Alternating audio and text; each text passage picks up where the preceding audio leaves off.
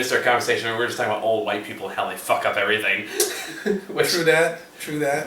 But let me lead you further. Let me explain. I'll explain as I just did. Okay. So let's, and this directly fits in with the themes of Luke Cage, right? Yes. So the power structure for, let's say, I don't know, the entire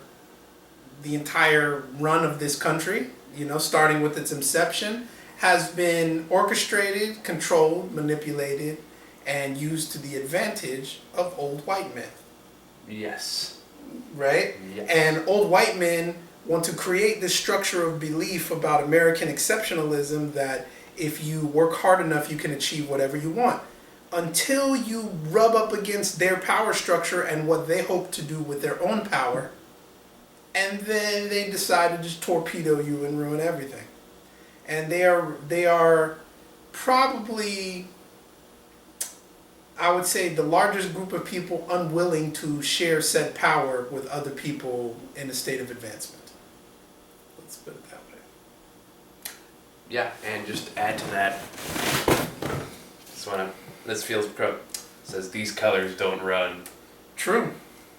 White people don't run. Yeah. They get organized. Apparently. It's a sad truth. I just want an excuse to show off the fact that I have this. I love that thing. It's great, right? It's actually I legit. I actually have this, want to keep it close so I can actually use it as a weapon in case someone tries to break it. Do it. Do it. Because it's like a legit wooden bat that you can beat the shit out of somebody with. But anyway, so back to Luke Cage. So this is episode 6, Suckas Need Bodyguards. Not a whole lot happens in this episode. It's pretty mundane. Right. Pretty slow. I'm not really sure what the point of that was. See, old white man in training, trying to downplay it, trying to downplay everything. All right. So we're only halfway through the series, right? Yeah, and it just felt like a series finale. Exactly, and it just turns everything on its head. Because everything. Because I was kind of wondering too, because I was thinking we're only 6 episodes in. We're at the point where Cottonmouth is, or at the low point in his criminal career, which you don't usually see till the end of the season. Yeah, it's happening. Not only that, but spoiler, but you probably already seen this by now. He's arrested at the end, and I'm kind of like, okay. And you got what's the name of the cousin? You know what? I can't remember her name right now, but she's the politician. The councilwoman. Yeah, with their mother Mabel, I think it was. Well, yeah, Mama Mabel was her grandmother, her aunt. Yes, because their parents were caught up in. Yeah, and I noticed they dressed her up to look like the councilwoman's character from the comic, which I thought was a nice touch. Right. I only know that because I keep seeing images that pop up on my Facebook feed. I want to make that clear. Okay. I'm not familiar with the character beyond that point. Whenever these series comes out, I always end up learning a lot more about the comic origins than I ever knew beforehand because I do research. Very true. But anywho, so yeah, shit goes down. And this ain't even the half, man. No, and I'm like, this ain't even the half. Where the fuck is there to go from here? Oh, it's gonna get real good. It's gonna get real good. Because, Cottonmouth's arrested. The councilman's basically revealed to be a fraud and corrupt as shit. And the dirty police officers have been rooted out. Like Officer Sleeky is down. You said Tom Slick? Is that what you call him? Tom Slick. But it's just kind of. I feel like if a Slinky had like a personal personification, it would look like him. Sleek back, kind of stringy. It's freaking Egon. I had a Slinky once. But I straightened it. And they call him Slim Jim. Or no, they call him some shit like that. Whatever thing I can come up with him for. Yeah, he's dead. They just kill him right off. Okay, cool. Yeah, beginning of the episode. Pop. Rosario Dawson's probably the only woman with the willpower alive to say no to Luke Cage. For now. For now. I'm just saying, even the villains talk about how fine they think he is. That's so funny. Saying, even if Luke Cage came up to me and said, "You want a coffee?" I'd probably like, not my thing, but I'll give it a shot. He hasn't been to prison. So there you go. I could be the bottom bunk. I don't care. Oh, that's horrible. You're horrible. But not the worst thing I've said. But the councilwoman. I think it's so funny. She even comments on that.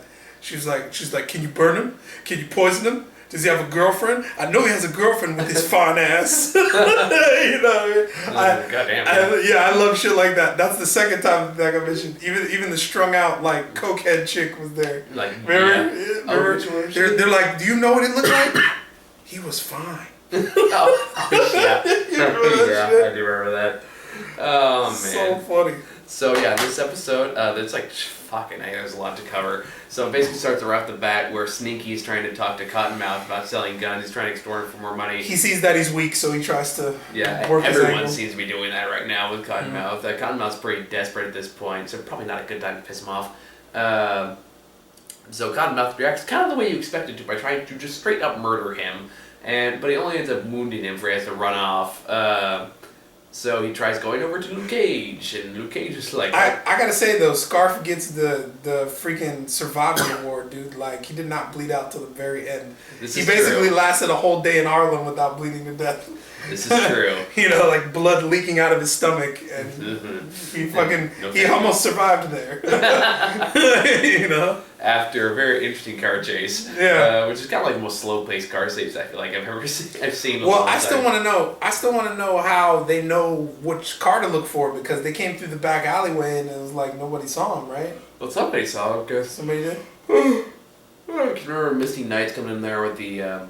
With Latino the cop, yeah, and they say somebody saw him with like got partial plates. I see. Okay, and then he's feeding that info while they're doing it. Okay. So that's how I imagine they got it. Because turns out Latino cop is working for him too, which is revealed in like kind of like I'm glad they went that route because I was terrified they were going to go the route that she just acts stupid for no other reason than to advance the plot. She believes him, but she did not believe him. Because like they found like, oh, there's a shooting going on. We should go check it out. He goes, oh no, if it is him, he's probably dead now. You don't want to go see it. You don't want to see it. You don't want to see it. Just don't do it. Just don't do it. It's bad. It's bad. It's really bad. Just don't do it.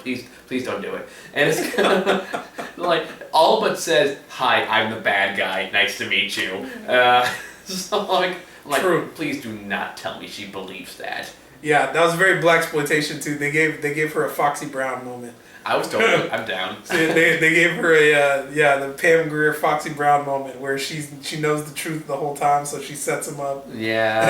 and then he falls for it, and then she pulls the gun on him. They fight in the car. It was like, now who's the idiot? Right. Fucking spineless turd. So there's that. I mean, Luke Cage, he's getting pretty badass.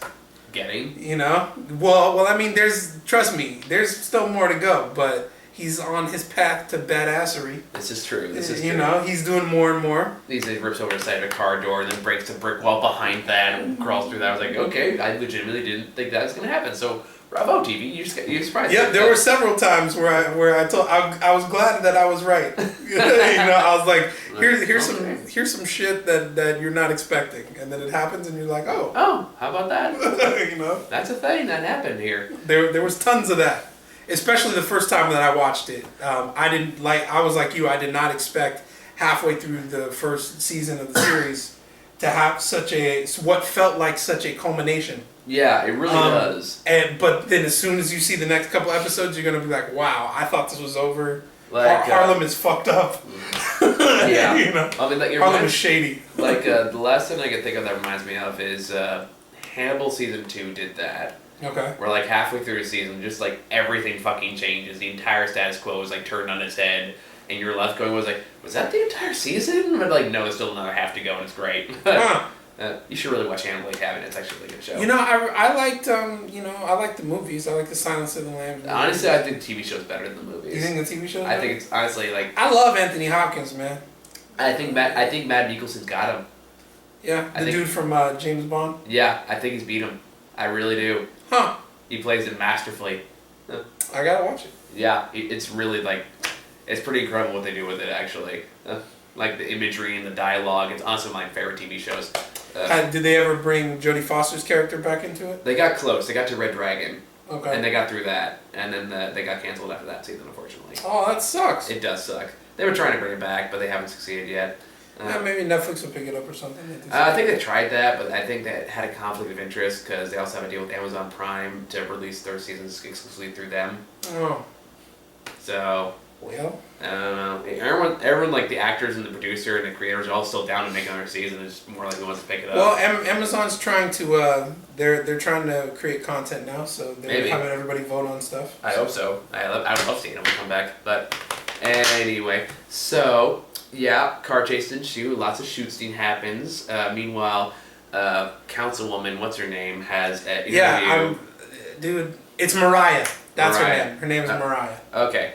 But she has an interview with this apparently live interview, which immediately tells you something's going to go wrong. We're just like, just never. Yeah, get and by. it's pretty epic too. Yeah, because it's like it's because I don't know, it was clever misdirect because someone was like reporter comes and was like, oh, let's make it fun, you know, like have a sing a song maybe, or like do some hip hop, or like do some of those things those kids like to do, or I don't know, maybe twerk, I don't know, or do a dab, was another thing I hear all the time. That's funny. Actually, this is off topic because we never do that on this show. But I work at Great America still for like another week, and we had this. Have kids ask us to dab all the time, and now our comeback is such a harsh burn towards them. And one coworker came up with it out of the blue, and we all been using it ever since. Is whenever somebody goes, "Do a dab," we yell back, "No, sorry, I have an education." And like, no, you know, and everyone in the audience just goes, "Ooh." No, you know what you need to do? Because you're like the Mass Effect world, right? Yeah. So you'd be like, no, in 2016 it was discovered that dabbing causes brain tumors. So we can't we can't do that. If I get one that does that next time, if I Do still it. go, I'll okay, yeah, that's a good one. I'll remember that one. Keep it in the back of my brain. It's like you can check the Hollow records if you you like really to want. see it. The best part is when I say it's like, you ever played the games? I go, games? You mean like the documentaries? Holovids? Holoviz? Freaks them out every time. They're like, oh, I get what you did there. We gotta talk more about that ride because I really want to go see it. I want to. You got 2 weeks left. Really? Are they not gonna bring it back next season? Or? I mean, they'll bring it back next season, but I don't know. But you guys won't be there. I won't be there. I'm not gonna go. I'm not going back. All right, I'll see if I get the wifey to go. But anywho, so back to this episode. Yeah, really good episode. Oh yeah, I was talking about the interview. So halfway through the interview, she basically goes, "Oh, by the way, Flip, let's talk about the other Harlem you work for. Apparently, where all your corrupted siblings and relatives work for. Your mama was crazy. Your cousin is crazy, and a criminal that we all know about. And you're probably corrupt as shit. What's your comment?" She goes, and she played it off like a true politician though. She didn't say anything. She didn't show her cards. No, you know what I mean? she didn't. She basically did what just the like this interview was over thing. Which like I think the lesson learned here is never do an interview live, ever. Yeah. Probably not. So Probably just not. a lesson to be learned. But yeah, and then it wraps up, and then you start to see the chemistry building between Rosario Dawson and Claire. Let's call her Claire because it's not Rosario Dawson. Which is she gonna be night nurse or not? Because that's bugging me. I don't think she will. Because Claire is very important. You know, Claire's Luke Cage's main thing. He's like but she's like his girlfriend. But I'm not even sure it's that Claire. Like, is it the same Claire? It is the same Claire. Okay. It's the same Claire. Especially in the 70s, Luke Cage clowns her and teases her a lot because, you know, shit happens and she's like, "I'm a doctor," and he's like, "Well, your clothes tell me you're a freaking nurse." You know what I mean? So, at the same time, they also like. I feel shit. like they might be combining those characters though, because it feels. They might. Hey, the more the merrier. If she becomes night nurse, then fuck it, I'm with it. Yeah. But I do know that she's a legitimate character, and they didn't just create her for Luke Cage. No, I know they did. You know, I know they did. But she has a through line to the New Avengers and the Defenders and all that. Yeah, because she's really kind of like the Agent Coulson of the Netflix series, basically, where she kind of combines everyone together. So she might pop an Iron Fist. I don't know. Well, yeah, if Luke Cage is there, then she will. Yeah, is Luke Cage an Iron Fist? Well, yeah, Luke Cage and Iron Fist are like this. Well, I know that. I mean, has it been confirmed that he's going to make a cameo in the Iron Fist TV show? Or? At some point, I'm sure of it. I mean, Defenders for sure, obviously, but I don't know if he's going to put up on the TV show. But maybe, well, what I think is they're going to do Iron Fist, and then Iron Fist will lead into either Daredevil season 3 or Luke Cage season 2. Well, I mean, like, I think Iron Fist is going to pop on Defenders first before they get to Luke Cage. Before they get to him? I think it's the plan. It's It's Iron Fist, then Defenders, and then Daredevil season 3 and Jessica Jones season 2. Okay, well then they'll have to do it somehow. Yeah, so I mean, Iron Fist is for sure going to be in Defenders, so you know that's where they're going to bring him in. Probably get that dynamic going. Which I'm looking forward to see. Apparently, Iron Fist is going to go for a lighter tone compared to these other series, from what I've heard. Really? Yeah, well, that seems more in. Well, keeping he's kind of a shit talker, that one. Yeah, so like that feels more keeping it with Danny Rand more than other ones. A lot of people are still talking shit about the whole Asian thing, which is still kind of baffling to me. But Iron Fist has always been a white dude. Yeah, so I don't really get why people are upset about that. I guess they see it as a missed opportunity, but like, wouldn't casting an Asian person because he does that would be like even more racist? That would be dope. Yeah. I mean, I would love to see an Asian man play the role. I mean, it wouldn't kill it in any way. No, it's not a bad thing they didn't do that either. Yeah, but it's still authentic, you know. Yeah, it's still is what what really it is. work. But anyway, yeah. So I'm really curious to see where they're going from here. Oh yeah. It's gonna get good. If you thought the first half of the season was good, man, it feels like we've been through 2-3 seasons already. Just a couple episodes. I'm not sure I go that far, but like I do feel like I see one full season's worth of content in 6 episodes, which makes me feel like, what again? Just where the hell are they going with this? Which is always a good question to leave, and like in a good way, not in a like, oh, what the fuck now? You'll like it. Like the X-Files are lost. You'll like it. I think this is about the perfect place to end the night.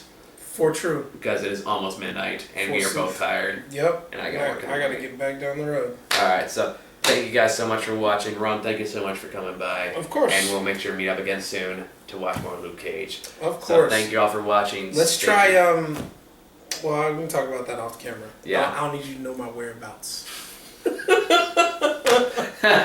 If so the one fan can track you down.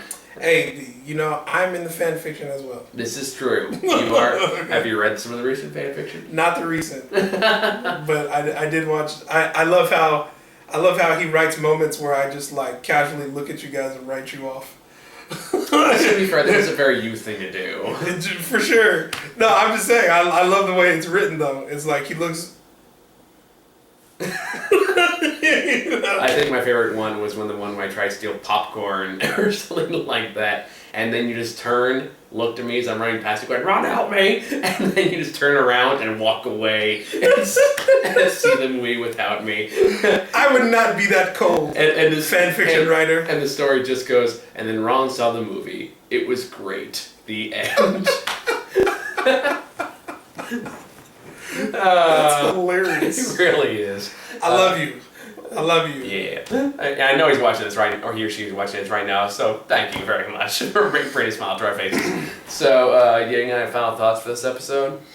Final thoughts. This is like, it's already been a roller coaster, but this is like the top of the roller coaster right before the drop.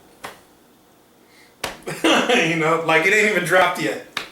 And it's that intense. I have nothing to add to that. So, yeah. I think later. See you guys next time. Peace. Hot coffee. Yeah. I want some hot coffee.